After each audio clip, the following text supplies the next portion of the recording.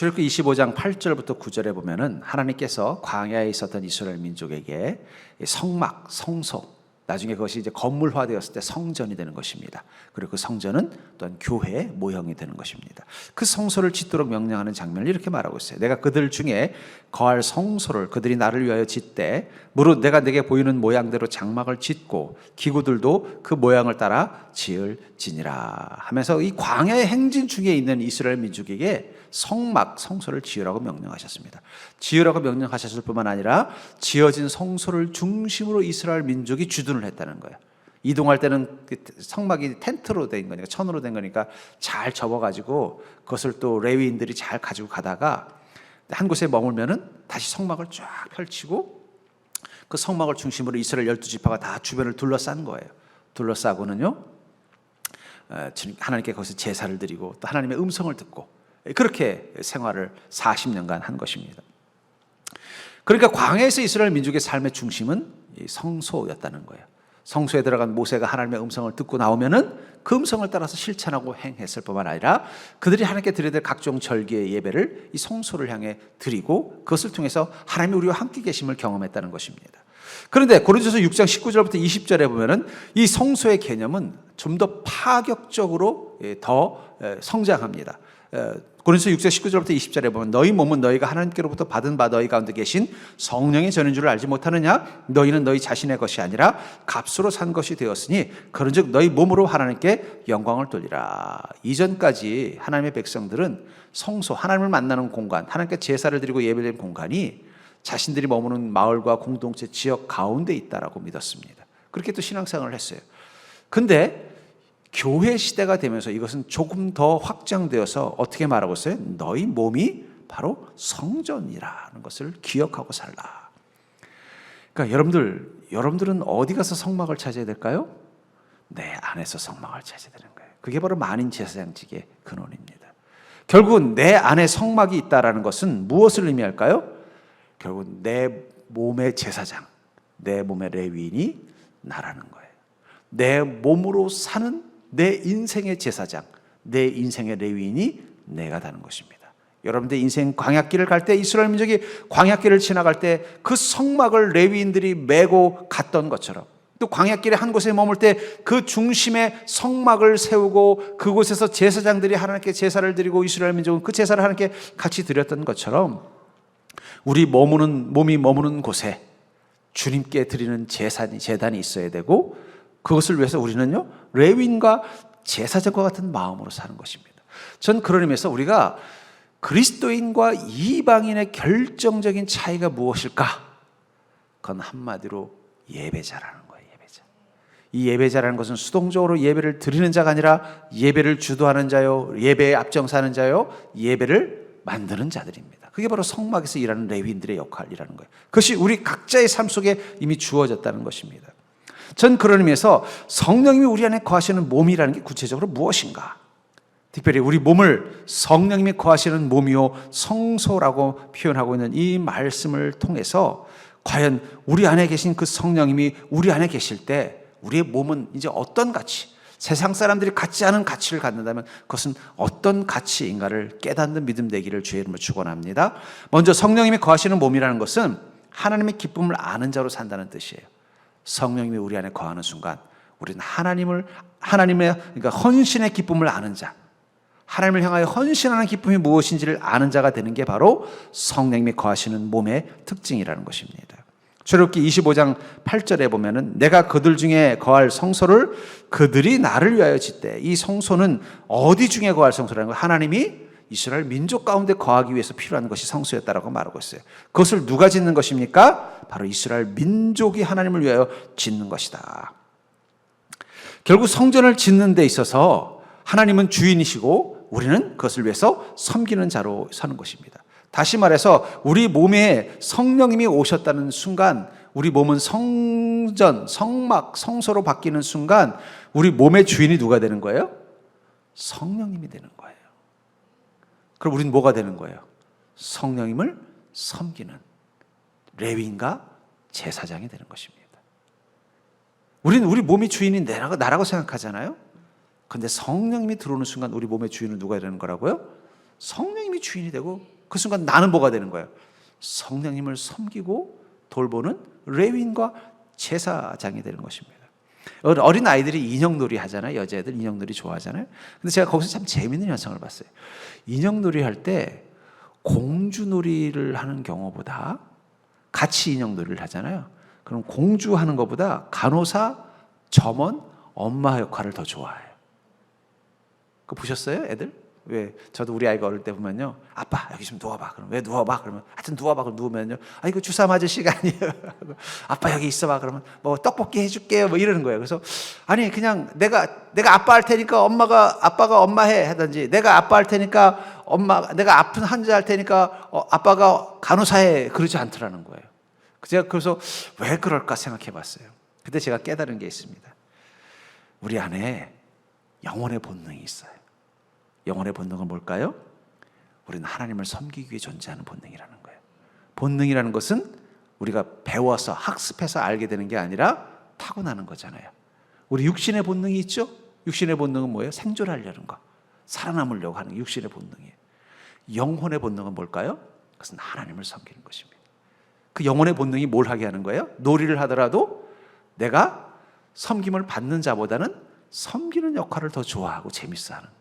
그러니까는 아빠로 안 하고 엄마 역할을 하려고 하고, 또 환자 역할을 안 하고 간호사 역할을 하려고 하는 거고, 또 옷을 사러 온 손님이 아니라 점원 역할을 하려고 그래요. 그래서 제일 힘이 센 애는 점원을 하고 제일 힘이 없는 막내는 뭘 하는 거예요? 옷 사러 온 손님 역할을 하는 거예요. 그 영혼의 본능이라는 거예요. 제가 그러면서 깨달았습니다. 아, 그렇구나. 우린 영혼이 살아있는 영적인 존재가 되는 순간 하나님을 섬기는 게 가장 큰 기쁨이 되는 거예요. 영이 죽으면요, 섬김을 받는 게 가장 기쁨이 되는 거예요. 애기들끼리 놀 때도 대장은 뭐 한다고요? 대장은 점원하고 쫄병은 뭐래요? 손님 하는 거예요. 그러니까 여러분들 교회 안에서도 여러분들 대장이라면 뭘 해야 될까요? 섬기는 자가 되셔야 됩니다. 섬김 받으려고 하면 뭐예요? 아, 내가 쫄병이구나, 이렇게 생각하시면 됩니다. 그러니까 인간의 본능이라는 거예요. 영적인 본능. 하나님께서 만드셨기 때문에 하나님을 섬기기 위한 존재로서 우리 DNA, 영혼의 DNA 가운데 있다는 거예요. 그래서 여호수아서 24장 14절에 보면, 그러므로 이제는 여호와를 경외하며 온전함과 진실함으로 그를 섬기라. 너희의 조상들이 강 저쪽과 애굽에서 섬기던 신들을 치워버리고 여호와만 섬기라. 여호수아가 이스라엘 민족을 향해 뭐라고 말하는 거예요? 온전함과 진실함으로 그를 섬기라는 거예요. 하나님이 우리를 부르신 목적이 거기 있다는 거예요. 우리가 어떻게 하면 이 가나안 땅에서 복되게 잘 살까요? 이 질문 앞에서 여호수아는 딱 한마디 한 겁니다. 너희는 하나님을 섬기는 기쁨을 잃어버리지 말라는 거예요. 그러면 된다는 거예요. 우리가 언제 하나님의 은혜와 복을 잃어버릴까요? 하나님을 섬기는 기쁨을 잃어버릴 때예요. 특별히 교회 안에서 봉사자, 우리가 주님께 봉사하는 이유는 하나님을 섬기는 기쁨을 잃어버리는 것입니다. 제가 TV에 보니까 어떤 광고가 있는데, 무슨 영양제 광고인지 모르겠어요. 그거 보니까 그러더라고요. 아유, 학교 가기 싫다. 그랬더니 엄마가 그 과년한 처녀를 깨우면서 가야지 어떡하니, 네가 선생님인데. 그 말을 들으면서 제가 의뢰받았어요. 아, 학교는 애들만 가고 싶지 않은 게 아니라 선생님도 가고 싶지 않구나. 예. 근데 가만히 생각해 보면요, 그 학교 가고 싶지 않다고 한 그 선생님도 처음부터 그랬을까요? 처음에는 선생님의 기쁨이 있었을 거예요. 그렇죠? 아이들하고 같이 어울려서 놀고 가르치고, 학생들이 선생님 하는 그 기쁨, 그리고 아이들이 그 교육을 통해서 성장해가는 기쁨이 있는데, 어느 순간 그 기쁨이 사라지고 나면 어떻게 돼요? 자신이 선생님인 게 힘든 거예요. 교회도 마찬가지입니다. 우리 안에 성령님이 충만하고 내 영혼의 DNA가 살아있으면요, 하나님을 섬기는 게 기뻐요. 근데 자꾸 믿음이 약해지고 뭔가 내 안에 영혼의 기쁨이, 영혼이 자꾸 지쳐버리면은요, 내가 섬기는 잘하는 게 힘든 거예요. 마치 선생님이 학교 가기 싫다고 하는 것처럼 교회 가기 싫어지는 거예요. 그럼 그전에는 교회가 왜 좋았을까요? 그전에는 가면은 막 다들 공주 대접해줘서 좋았나요? 아니요, 그때는 섬기는 게 기뻤어요. 막 기뻐서 와서 제가 뭐 할 게 있을까? 나도 찬양팀 하고 싶어요. 나도 주방에서 좀 설거지라도 하고 싶어요. 나도 좀 뭔가 전도할 수 있게 뭘 좀 기회를 주세요. 막 그런 기쁨이 있을 때가 있었다는 거예요. 근데 어느 순간 교회 가기 싫다라고 할 때 내 자신을 진단해 보면은 그 헌신의 기쁨을 잃어버린 순간이라는 거예요. 그 헌신은 하나님을 섬기는 것입니다. 그럼 왜 그때는 그게 기뻤고 지금은 기쁘지 않을까요? 우리가 하나님을 향한 사랑이 변한 것입니까? 아니에요. 우린 여전히 하나님을 사랑합니다. 근데 전에는 하나님을 섬긴 거고 지금은 성도를 섬기고 있었던 거예요. 여러분, 모든 봉사는 하나님을 섬기는 것입니다. 우리 교회의 5대 비전 중에 첫 번째가 뭐예요? 하나님이 주인인 교회. 그 말은 우린 다 뭐가 되어야 된다는 거예요? 종이 되는 것입니다. 여러분들 중에서 누가 종이 되기 제일 쉬울까요? 접니다. 왜냐하면 저의 이름 속에는 종이 들어있거든요. 예. 저희 아버님이 선견지명이 있으셔가지고 너는 하나님의 종으로 평생 살거라, 잊지 말라고 해서 종자를 넣어주신 것 같아요. 저도 내가 하나님의 종이라는 사실을 기억하고 있으면 교회에 오고 싶어질 겁니다. 근데 어느 순간 내가 종이라는 사실을 잊어버리고 내가 성도의 종이 돼버리면요, 어느 순간 나도 모르게 교회 가기 싫다 이 소리가 나올 거예요. 여러분, 우리가 하나님을 사랑하지 않은 적은 없어요. 전 여러분들 보면서 그래요. 우리 한 번도 하나님을 사랑하지 않은 적이 없어요. 우리 성도님들. 하나님을 사랑하고 하나님을 섬기려고 하면 힘이 나요. 근데 사람을 사랑하고 사람을 섬기려고 하면 힘든 거예요. 그러니까 여러분들 교회를 섬길 때도 사람을 섬기지 않기를 주의 이름으로 축원합니다. 저도 하나님만 섬기려는 마음 가지고 목회하는 거예요. 전 여러분들의 종이 아닙니다. 기억하십시오. 전 하나님의 종입니다. 여러분들도 윤 목사의 종이 아니에요. 하나님의 종이에요. 하나님을 섬기는 기쁨만 있으면 된다는 거예요. 그것을 여호수아는 이야기하고 있는 거예요. 하나님을 섬기는 기쁨으로 살아라. 그게 가나안의 복을 누리는 비결이라는 거예요. 하나님을 섬기는 그 기쁨을 가지고 있는 사람은 어떻게 될까요? 결코 마귀가 흔들 수 없습니다.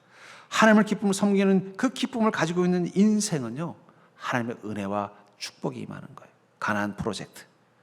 가나안 프로젝트의 하드웨어는 성막과 예루살렘과 교회라면 소프트웨어는요, 바로 주님을 섬기는 기쁨을 가진 영혼들이라는 거예요. 전 여러분들이 그 기쁨을 가지고 서정교회에 머물기를 주의 이름으로 축복합니다. 그러니까 여러분들 교회 섬기는 기쁨이 있으셔야 돼요. 하나님을 섬기는 기쁨, 교회의 머리 대신 예수 그리스도를 섬기는 기쁨. 제가 지금 우리 성도님들이 교회 주님을 섬기면서 제일 힘든 봉사가 뭘까 생각해 보니까 주방 봉사더라고요. 주방에서 웃음소리가 나오면 그건 우리 교회가 어떤 교회라는 거예요? 하나님이 제대로 주인 되신 교회예요. 근데 주방에서 짜증나는 소리가 나고 주방 봉사하기 싫다는 소리가 나오면은 이거 이제 교회 뭔가 항아리에 구멍이 난 것처럼 물이 새기 시작하는 거예요. 그러다가 제일 마지막에 나오는 곳이 어딘지 아세요? 예배자, 예배 인도자. 예배 인도자가 나 예배 인도자 하기 싫어져라는 소리가 나오기 시작하면은요, 그러면 이제 교회는 되게 위험한 거예요. 그래서 보면요, 성가대가 시끄러운 교회는 대부분 위험한 교회입니다.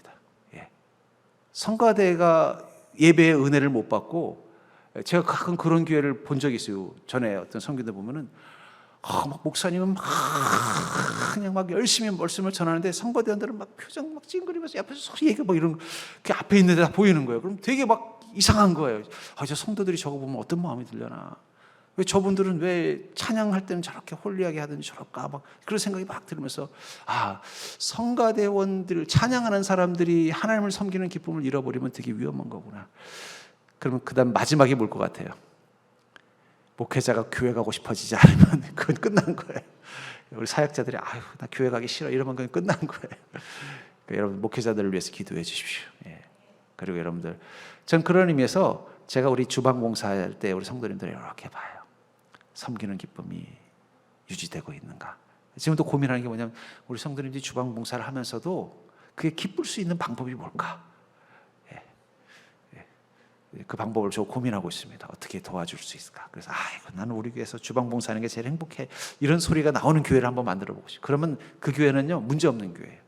왜냐하면 제일 힘들고 제일 빛나지 않고 제일 편안하게, 또 요즘은 우리 여성도님들이 집에서도 안 하는 밥을 교회에서 한다는 게 이게 얼마나 힘들겠습니까? 그렇지 않아요? 옛날에 우리 권사님들이야 뭐 밥하는 게 일과였으니까 삼시세 때 다 해 먹으니까 그게 뭐 그래 뭐 집에서도 삼시세 때 하는데 교회 와서 함께 한다고 문제가 되는데, 요즘 우리 젊은 성도님들은 집에 밥 안 해 먹어요. 근데 교회만 와서 밥을 얼마나 힘들겠어요. 우리 권사님들, 우리 젊은 자매님들이 교회 주방 봉사하는 건 그건 진짜 대단한 겁니다. 그래서 여러분 커피도 한 잔씩 사주시고 하십시오. 제가 그런 고민하고 있습니다. 그래서 이제 그 고민을 확장해서, 그러면 우리 여성도님들 말고 우리 남성도님들도 주방 봉사하고 한번 해봐야 되겠다, 이렇게 해서 지금 먼저 하고 있습니다만. 두 번째로 성령님이 거하시는 몸의 특징은 뭐냐면 세상의 가치를 천국의 가치로 바꾸는 자, 바로 성령의 몸을 가진 자는요 세상의 가치를 천국의 가치로 바꾸는 자가 되는 것입니다. 출애굽기 25장 2절부터 7절에 보면은 이스라엘 자손에게 명령하여 내게 예물을 가져오라 하고 기쁜 마음으로 내는 자가 내게 바치는 모든 것을 너희는 받을지니라. 너희가 그들에게서 받을 예물은 이러하니 금과 은과 놋과 청색, 자색, 홍색 실과 가는대 실과 염소털과 붉은 물들인 순양의 가죽과 해달의 가죽과 조각목과 등유와 관유에 드는 향료와 분향할 향을 만들 향품과 호마누며 에봇과 홍패에 물릴 보석이니라 하면서 우리 이스라엘 민족이 바쳐야 되는 예물의 목록들을 쭉 이야기하고 있어요. 근데 가만히 생각해 보니까 이스라엘 민족은 이 보석들을 언제부터 가지고 있었을까요? 애굽에서부터 가지고 있었을 것입니다. 비록 애굽의 노예로 있었지만 노예의 민족이라고 해서 다 가난했던 건 아닙니다. 나름대로 그 안에서도 성공하고 또 부를 또 축적하고 있었던 사람들은 보석들을 가지고 있었을 거라는 거예요. 그럼 그들은 왜 애굽에서 이 보석들을 가지고 있었을까요?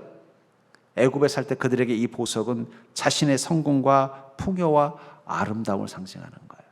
아이고야, 그 이스라엘 애굽의 노예 민족인 이스라엘 민족들 중에서도 다이아몬드를 가진 사람이 있다네. 그 뭐예요? 그 사람은 성공한 사람이라는 거예요. 또 뭐 몸에다가 그런 장신을 하면요, 더 아름답게 보였겠죠. 근데 이 보석들이 광야에서는 어떻게 쓰일까요? 씻기도 힘든 그 흙먼지덩이에서 황금 목걸이를 한다고 하기에 무슨 의미가 있겠습니까? 아무리 비단 옷이면 뭐예요? 먼지 한번 뒤집어 쓰고 나면 아무 쓸모가 없는 거예요. 애굽에서는 그것이 자신을 풍요롭게 만들고 자신이 성공한 인생인 것을 보게 만들고 자신을 아름답게 보였던 이 보석이 광야에서는 아무 쓸모없는 게 된 거예요. 혹시 나중에 가나안 땅에 들어가면 그때나 쓸모 있겠죠. 근데 안타깝게도 그들은 어떻게 돼요? 못 들어갑니다. 후손들만 들어가요. 결국은 이 광야에서 이 보석들은 그들을 위해서는 아무 쓸모가 없는 거예요. 근데 그것을 쓸 때가 생겼어요. 어디에 쓰이는 거예요? 하나님의 성전을 장식하는 도구로 쓰이게 된다는 거예요. 애굽에서 그들의 몸은 어떤 몸입니까? 그것은 바로 그 땅에서 자신의 풍요와 성공을 누리기 위해서 필요한 것들이었을 거예요. 자신의 몸. 우리 현대인들도 그렇죠. 어쩌면 우리 현대인들도 이 애굽에 사는 자의 이 이스라엘 민족과 같은 몸이에요. 몸짱, 얼짱, 뭐 명품 이런 것들을 어떻게 해요? 우리 몸을, 육신을 멋지고 화려하고 예쁘게 꾸미고 그것이 인생의 성공이고 가치. 그래서 뭐 그런 농담이 있더라고요. 남편이 잘 되는 사람보다 자식이 잘 되는 사람이, 여자가 더 성공한 여자고, 자식이 잘 되는 여자보다 늙어도 늙지 않는 여자가 더 성공한 여자다. 뭐 그런 우스갯 얘기가 있다고 합니다만은, 그렇게 우리가 이 땅에서 우리의 몸은 자신을 빛나 보이고 가치 있게 보이게 하는 거예요. 근데 그 몸을 무엇으로 바꾸라는 거예요? 하나님의 성전, 하나님께 영광을 돌리는 몸으로 바꾸라고 하는 거예요. 마치 애굽에서 자신에게 쓰였던 이 목걸이 반지를 성막의 도구로 쓰게 하는 것처럼. 왜냐하면 광야에서는 아무 쓸모가 없는 거예요. 자신을 돋보이게 하지 않는 거예요. 우리가 성령님이 우리 안에 들어오는 순간 이제 우리에게는 이 몸짱 얼짱 이 모습이 아무 의미가 없는 것입니다. 예수 믿는데 그게 무슨 그런 대단한 의미가 있겠어요. 그렇죠? 세상에 나가서 뭐 선남 선녀들끼리 뭐 연애하고 뭐 이럴 땐 도움이 될지 모르겠지만 주님 섬기는 데는 그게 의미가 없는 거예요. 더 의미 있는 것은 무엇입니까? 그건 자신이 가지고 있는 것으로 하나님께 영광을 돌리는 거예요. 여러분, 이 소양이라는 가수 잘 아시죠? 진짜 우리나라에서 가장 고음까지 부를 수 있는 소양. 근데 저는 이 소양이라는 분을 예전부터 알고 있었어요. 이분이 원래 CCM 가수예요. 옛날에 포스라는 이 팀에서 찬양을 부르는데 그 찬양 제가 너무너무 좋아했어요. 그래서 테이프를 사가지고 차에다가 그냥 늘어질 때까지 계속 그러면서 늘 제 마음속으로 야, 이렇게 정말 탁월한 목소리면은 아깝다. 이 가수로 데뷔하면은 이 사람은 뭐 김건모나 이런 사람들보다 조용필 뺨치게 성공할 텐데 왜 이 복음성가 가수 해가지고 나같이 소수의 이 그리스도인들만 아는, 아깝다. 사실은 그 찬양의 은혜를 받으면서도 내심 그런 마음을 가졌어요. 근데 어느 날 갑자기 이 방송국에도 나오더라고요. 사람들이 막 열광하는 거예요. 근데 문득 저는 그 생각이 들었어요. 그분은 이미 그전에도 수많은 제안이 들어왔을 것 같아요. 왜 그 아름다운 목소리 가지고 교회에서만 쓰냐. 그러지 말고 가수로 데뷔해라. 내가 도와주겠다. 이런 사람들이 얼마나 많았겠어요. 근데 그분은 그렇게 하지 않았다는 거예요. 자기 인생의 가장 황금기 20대 때 충분히 그럴 수 있었는데 어떻게 한 거예요? 하나님을 찬양하는 데만 쓴 거예요. 지금도 그렇게 많이 안 나오는 거 보면은 꼭 자기가 세상에서 가수로 성공하는 것보다는 뭐예요? 자기의 목소리라는 이 장신품, 이 보석을 하나님을 찬양하는 데만 쓰고 싶어 하는 거예요. 어쩌면 가요로 이렇게 나오는 것은 그게 꿈이라서가 아니라 그걸 통해서 더 하나님을 영광되게 하는 목적, 선교적 목적이 있지 않나 생각이 들어요. 제가 그래서 이번 코로나를 지나면서 제 나름대로 결심한 게 있습니다. 뭐냐면 앞으로 우리 교회에 적어도 1년에 한 번 이상은 전문 CCM 사역자를 초청해서 우리가 집회를 해야 되겠다. 어쩌면 이 CCM 사역자분들이야말로 정말 자신의 몸을 하나님의 영광을 위해서만 쓰는 자예요. 목사는 그래도 교회에서 월급이라도 받죠. 이분들은 교회에서 월급 받지도 않습니다. 그분들의 유일한 수입원은 뭐예요? 그 찬양 집회. 요즘 누가 그 음원 테이프 이런 거 사가지고는 돈도 안 돼요. 가수들이라면야 그런 걸로 해서 돈도 벌고 또 유명해지면 광고라도 해서 수입을 벌지만 이 CCM 사역자들은 뭐예요? 교회 가서 찬양하고 간증하는 것을 통해서만 그 사역의 어떤 그 일을 계속 할 수 있는 거, 아니면 이제 직장 생활을 해서 자기가 잡을 갖고 그리고 남은 시간을 하는 거예요. 그래서 어쩌면 이 교회 사실은 제가 보니까 우리 이 코로나 기간 동안에 저도 찬양을 들으면서 많이 힘을 얻은 걸 느끼면서 제 나름대로 앞으로는 꼭 1년에 한 번씩은 CCM 사역자를 초청해서 우리가 집회를 가져야겠다. 그래서 그분들이 어떻게 보면 찬양할 수 있고 또 그분들에게 재정적으로 지원할 수 있는 교회가 있어야 계속해서 이 땅에 찬양 사역자들이 존재할 수 있겠구나, 이런 생각이 들었습니다. 찬양 사역자뿐만이 아니죠. 교회는 모든 봉사자들은 자신의 몸과 재능을 주님의 성전으로 사용하는 것입니다. 여기 보면 여러 종류의 보석이 있죠. 그들 중엔 보석도 있지만 염소 털도 있고 또 해달의 가죽도 있을 것입니다. 어떤 사람들은요, 나한테 지금 막 뭐 호마노 같은 보석이 있습니다. 다이아몬드 같은 보석이 있습니다. 주님의 성막을 위해 써주시 하는 사람도 있지만 어떤 사람은 저는 그런 건 없고요. 그냥 그 애굽에서 나일 강변에서 잡은 해달이 있는데 그 해달의 가죽을 제가 오랫동안 가지고 있었는데 이걸 성막으로 이렇게 쓸 수 있으면 쓰고 싶습니다. 이렇게 내놓는 사람도 있었을 거라는 거예요. 우리는 각자 나름대로 자기의 은사가 있습니다. 우리의 몸으로 할 수 있는 은사. 하나님은 그걸 다 쓰기를 원하신다는 거예요. 여러분, 성막이 다이아몬드로만 돼 있으면 왠지 홀리하지 않을 것 같지 않잖아요. 다이아몬드도 필요하지만 해달의 가죽도 필요한 거예요. 세마포도 필요한 것입니다. 그걸 통해서 어떻게 돼요? 하나님이 임하시는 복된 곳임을 천명하게 보여주는 거죠. 마찬가지라는 거예요. 우리는 주님 앞에서 우리 몸을 가치 있게 쓸 수 있는 봉사와 헌신이 있다는 거예요. 여러분, 보석이 가장 가치가 있어질 때는요, 그 자체로도 가치 있지만 그것이 어디에 장식되느냐 하는 거예요. 같은 다이아몬드라도 그냥 평범한 여인의 결혼 반지가 되는 것과 저 영국 여왕의 왕관에 박히는 것과는 가치가 달라지는 거죠. 우리가 주님을 위해서 우리 인생을 쓸 때 그것은 하나님의 왕관에 박히는 보석이 되는 것입니다. 우리가 주님을 찬양하고 우리가 주님을 위해서 봉사하고 예수 그리스도의 몸인 교회를 섬기는 그 모든 것들은 바로 하나님이 쓰시는 왕관의 장식품이 되는 거예요. 성막의 도구가 되는 거예요. 그것이 최고의 가치를 갖는 것입니다. 그러면 여러분들이 가지고 있는 이 주님이 주시는 이 몸, 성령님이 거하시는 그 몸을 통해서 세상의 가치가 아니라 천국의 가치를 추구하는 믿음 되기를 주님으로 축복합니다. 그런 믿음 가지고 사는 우리를 주님께서는 어떻게 하실까요? 성령이 거하는 그 몸은 바로 하나님의 건축을 경험하는 자가 되게 만든다는 거예요. 성령이 우리 안에 거하시면요, 우리는 하나님의 재건축을 경험하게 된다는 것입니다. 고린도서 6장 19절에서부터 20절에 보면 너희 몸은 너희가 하나님께로부터 받은 바 너희 가운데 계신 성령의 전인 줄을 알지 못하느냐? 너희는 너희 자신의 것이 아니라 값으로 산 것이 되었으니 그런즉 너희 몸으로 하나님께 영광을 돌리라 하면서 우리를 어떻게 하셨다고 말하고 있어요? 성령이 너희 전이라고 말하면서 그것은 왜 성령께서 너희 몸이 성령의 전이 되느냐? 이미 너희 몸은 너희 것이 아니라는 거예요. 예수 그리스도의 피값으로 이미 하나님이 소유권을 이전해 갔다는 거예요. 소유권을 이전해 갔으니까 이제 여러분들의 몸을 주장할 수 없는 것입니다. 그런즉 너희 몸으로 하나님께 영광을 돌리라. 하나님의 것이 됐으니 이제 너의 몸으로는 너의 영광이 아니라 하나님의 영광을 위해 사는 자가 될 수밖에 없다는 거예요. 여러분, 우린 예수 그리스도의 피로 하나님이 우리의 몸을, 우리의 인생을 사셨다는 사실을 기억하시기 바랍니다. 팔렸으니까 어떻게 해야 돼요? 이제는 우리 몸으로 나를 위해서 쓰면 안 되는 거죠. 소유주가 바뀌었으니까. 그전에는 내 몸과 내 인생의 주인이 나였으니까 나를 위해서 쓰는 게 정당한 것입니다. 그러나 소유주가 바뀌었으면 어떻게 해야 돼요? 그러면 그것은 원래 바뀐 주인을 위해 쓰는 게 그 정상인 거잖아요. 그렇죠?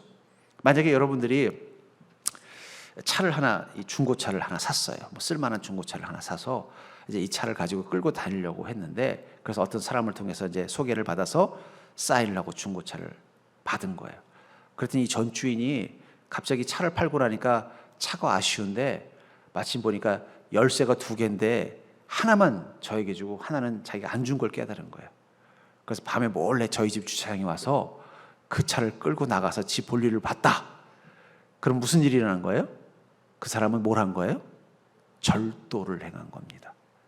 어저께까지는 그 차를 끌고 나갔어도 그건 절도가 아니에요. 왜요? 그럼 왜 그 사람 거였으니까. 근데 이제 어떻게 된 거예요? 저한테 팔았잖아요. 그랬다면 설령 열쇠가 있어도 어떻게 해야 돼요? 그 차를 끌고 가면 안 돼요. 아니, 그 열쇠마저 돌려줘야 돼요. 안 그러면 그건 절도가 되는 거예요. 그러니까 여러분들의 육신과 인생을 여러분들의 영광을 위해 쓰면 그 순간 뭐가 되는 거예요? 절도자가 되는 거예요. 절도죄. 왜냐하면 이미 하나님께서 여러분들을 사셨기 때문입니다. 예. 그렇다면 하나님께 영광을 돌리는 인생은 된다는 건 구체적으로 어떤 것일까요? 제가 그 답을 알게 된 사건이 있습니다. 우리 교회 강기만 집사님이라고 계셔요. 예, 이분이 자전거 대리점을 하시잖아요. 근데 그 강 집사님이 전에 삼천리 자전거 대리점을 하죠. 삼천리 자전거는 여러분들이 잘 알고 있는 소위 말하는 평범한 자전거입니다. 뭐 거기 있는 물건 싼 거는 몇만 원부터 비싸봤자 한 100만 원 정도 되는 그런 레벨의 자전거들이 전부인 평범한 자전거예요. 근데 그 강 집사님은 꿈이 뭐냐면 소위 고급 브랜드의 자전거를 판매하고 싶은 마음이 전부터 있었어요. 그래서 저한테도 몇 번 기도 제목을 요청을 했는데 그게 성사가 됐어요. 자이언트라는 자전거가 있습니다. 이 자이언트는 소위 자전거계의 벤츠예요. 거기 자전거는요, 싼 게 100만 원, 비싼 건 자동차 한 대 값도 있습니다. 그걸 너무너무 하고 싶어 하셨어요. 자기는 이런 자전거를 해보고 싶다. 그런데 정말 그 집사님이 가지고 있는 조건에서는 이 승인이 안 나는데 그 자이언트 본사에서 그걸 허락을 해준 거예요. 그래서 이제 소위 자이언트 자전거 평택 총판권을 따냈어요. 그리고 나서 변화가 나타났어요. 뭐냐면 그 가게를 인테리어를 바꿔야 되더라고요. 그래서 이제 지금 개업을 해서 또 신방 요청을 해서 가봤더니 너무 멋있게 인테리어 된 거라서 야, 이거 누구 감각이에요? 그랬더니 아유, 목사님, 이거 저희들이 한 게 아니에요. 비용은 우리가 됐지만 자이언트 본사에서 와서 다 인테리어 했다는 거예요. 벽걸이, 옷걸이 하나, 거리 하나도 우리 마음대로 못 한다는 거예요. 본사에서 하는 대로 된다는 거예요. 삼천리 때는 안 그랬대요. 삼천리 때는 내 마음대로 그냥 여기다가 사진 하나 붙여놓고 여기다가 그림 하나 걸어놓고 그래도 삼천리에서는 아무 타치하지 않았다는 거예요. 근데 자이언트로 매장을 바꾸고 나니까 그렇게 하면 안 된다. 계약서에 써 있대요. 인테리어도 우리 회사에서 지시하는 대로 해야 된다. 그래서 어쩔 수 없이 큰 비용을 들여서 했대요. 멋있긴 멋있더라고요. 근데 돈이 많이 들었대요. 그 돈은 본인이 부담해야 되는 거예요. 자기가 부담해야 되는데 인테리어를 자기 마음대로 못 하는 거예요. 이유가 뭐냐면 자이언트이기 때문에, 명품이기 때문에 그렇다는 거예요. 그런데 또 집사님이 또 그것도 하지만은 뭘 하냐면 이 전동 스쿠터도 꽤 수입이 짭짤합니다. 그걸 또 같이 옆에서 병행하고 있는데 거기 그 대리점을 관리하는 직원이 올 때마다 압력을 넣는데요. 빨리 정리하라고. 그거. 삼천리는 그런 적이 없대요. 그리고 너무 열심히 하지 말래요. 그리고 그게 무슨 얘기냐 내가 물어봤더니 자이언트라는 제품은 명품이기 때문에 그것은 우리 사장님, 우리 강 집사님 때문에 사는 게 아니라 자이언트라는 명품이 필요한 사람이 오게 돼 있다. 그러니까 본인이 자이언트 매장의 사장으로서의 품위와 그것만 지키면 된다는 거예요. 이걸 하나라도 더 팔아보려고 안다라는 게 그거는 삼천리는 해야 되지만 자이언트는 아니라는 거예요. 그러면서 자꾸 그것도 킥보드도 빨리 정리하라고 자꾸 압력을 넣어가지고 그 수입이 괜찮은데 고민이 됩니다. 이런 얘기를 하면서 가만히 있었다가 가만히 그 생각이 들었어요. 명품이라는 게 뭔데 그럴까? 근데 제가 거기서 은혜를 받았습니다. 우리 몸이 하나님의 전이 된다면 그건 인간의 몸으로 가질 수 있는 최고의 명품이 되는 거예요. 그렇죠? 그렇다면 우리 몸을 디자인하는 것은 누가 해야 될까요? 하나님이 하셔야 돼요. 이 몸을 어떻게 꾸미고 어떻게 살아야 되는 것도 우리가 결정하는 게 아니에요. 왜냐하면 우리는 이미 예수 그리스도의 몸이 됐기 때문이에요. 명품이 되어버렸다.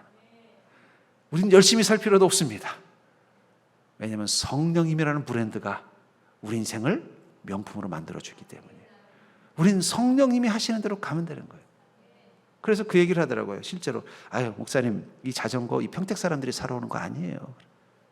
전국에 있는 사람들이 그 평택에 있는 고덕에 있는 그 매장 가야 그 자전거 있다 그러면은 저 부산에서부터 차 끌고 온대요. 그거 가지러. 이 자전거는 이게 모델이 전 세계에 귀하기 때문에 자기가 원하는 걸 사려면은 저 부산에서부터 차 끌고 와서 사간다는 거예요. 평택에서 사가는 게 아니에요. 그게 명품이라는 거죠. 전 그런 의미에서 여러분들 우리에게 지금 필요한 것이 무엇일까요? 우리의 몸을 하나님께서 사셨다는 사실을 인정하고 우리 몸이 하나님께 영광되는 것을 고민하는 것입니다. 그렇게 살기로 결정하는 순간 우리 인생은 뭐가 되는 거예요? 명품 인생이 되는 것입니다. 여러분들의 인생을 뭔가 성공하고 멋지게 만들려고 아둥바둥할 필요 없어요. 성령님이 그럴 거예요. 그렇게 애쓰지 않아도 된다. 그냥 나의 전답게만 살아라. 그럼 너의 인생의 가치는 내가 높여주겠다. 여호수아가 얘기하는 것도 그거예요. 너희들이 어떻게 하면 가나안 땅에서 잘 살까? 이거 고민하지 말라는 거예요. 그냥 너희는 주님의 기쁨이 되는 게 무엇인지 고민하라는 거예요. 그 성막을 중심으로 하나님을 온전히 섬기는 하나님의 백성다움만 지켜내면 너희가 이곳에서 복되게 사는 것은 하나님이 해주시는 것이지, 너희가 애굽 땅에서 노예로 살 때 그 기쁨과 풍요를 누리기 위해서 눈치 봐가면서 그 애굽 사람들의 눈치를 봐가면서 막 험한 꼴을 당하면서 그걸 지켜내려고 아둥바둥했던 것처럼 살 필요가 없다는 거예요. 이제 가나안 땅에 머무는 너는 하나님의 기쁨이 되는 것만 고민하라는 거예요. 그래서 로마서 14장 8절은 이렇게 말합니다. 우리가 살아도 주를 위하여 살고 죽어도 주를 위하여 죽나니 그러므로 사나 죽으나 우리가 주의 것이로다. 우리가 변화됐다는 것, 예수 그리스도를 만난 인생은 하나님의 전이 된, 성령의 전이 된 변화된 몸이라는 것을 바울 목사님은 알고 있었던 것입니다. 그래서 뭐라고 말하는가? 우리가 살아도 주를 위하여 살고 죽어도 주를 위하여 죽나니. 이 우리라는 말을 썼지만 사실은 바울 목사님 본인을 향한 고백이에요. 나는 살아도 주를 위하여 살고 죽어도 주를 위하여 죽을 것입니다. 그러므로 사나 죽으나 나는 주의 것입니다. 그 고백을 하며 살았기 때문에 하나님은 그의 인생을 명품으로 만들어준 것입니다. 그의 인생 가운데 하나님은 놀라운 권능을 부어주신 것입니다. 저는 우리도 그 사실만 인정하면 돼요. 바울의 하나님, 바울의 성령님, 그것은 여러분들의 인생과 몸을 사신 동일한 하나님이십니다. 그분의 것이 되면 돼요. 전 여러분들이 그 믿음을 가지고 살 수 있는 자가 되기를 주의 이름으로 간절히 축원합니다.